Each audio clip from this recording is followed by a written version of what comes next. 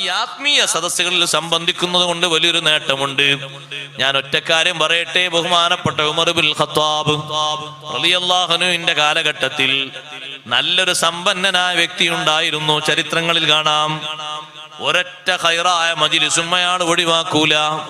എന്റെ ശബ്ദം ശ്രവിക്കുന്ന കൂട്ടുകാര്, സുഹൃത്തുക്കൾ, ഉമ്മമാര്, പെങ്ങന്മാര് മനസ്സിലാക്കണം.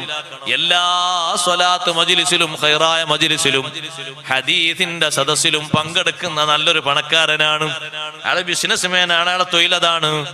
പക്ഷേ മരിക്കാൻ കിടക്കുന്ന നേരത്ത് ഒരുപാട് മജ്ലിസുകൾ സംബന്ധിക്കുന്ന ഈ മനുഷ്യൻ മരിക്കാൻ കിടക്കുന്ന നേരത്തെ അയാളെ കളറ് മാറിപ്പോയി.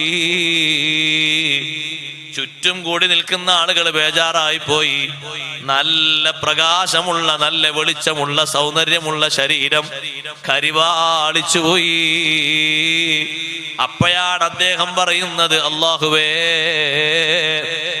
എന്നെ നീ നാണക്കേടിലാക്കരുത്, എന്നെ നീ വഷളാക്കരുത്.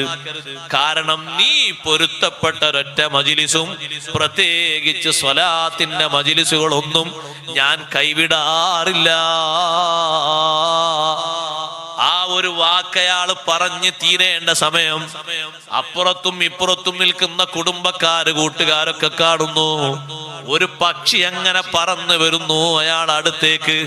അയാളെ ശരീരം മുഴുവനും ആ പക്ഷിയുടെ ചിറക് കൊണ്ട് ഒന്നിങ്ങനെ തടവിയിട്ട് പക്ഷി അങ്ങ് മാറിപ്പോയി.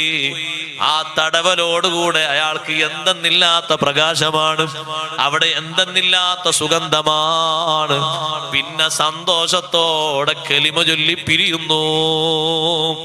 കാരണം അയാളെ ജീവിതത്തിൽ ഏറ്റവും വലിയ മുതൽക്കൂട്ട് ലാസ്റ്റ് സമയത്തുള്ള ഹുസ്നുൽ ആഖിബത്തിന് വേണ്ടി അദ്ദേഹം കരുതി വെച്ച വലിയൊരു സമ്പാദ്യമാണ് ഈ ആത്മീയ സദസ്സുകൾ.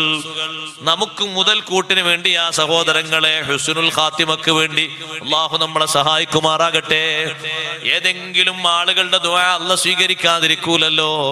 നല്ല മജ്ലിസുകളിൽ ഒരുമിച്ച് കൂടുന്ന ആളുകൾ ദിക്റാ ചൊല്ലുന്നത്, മദ്ഹാണ് ചൊല്ലുന്നത്. ആ മദ്ഹും ദിക്റും ചൊല്ലിയ നാവുകളെ കൊണ്ട് ആമീൻ ആമീൻ ആമീൻ എന്ന് പറയുമ്പോ നമ്മുടെ ഖൽബിന് അതുകൊണ്ട് ഉണർവ് കിട്ടുന്നു, നാവിന് ഉണർവ് കിട്ടുന്നു. അതുപോലെ തന്നെ നമ്മുടെ ആത്മീയമായ വിഷയങ്ങൾക്ക് പുരോഗതി ലഭിക്കുന്നു.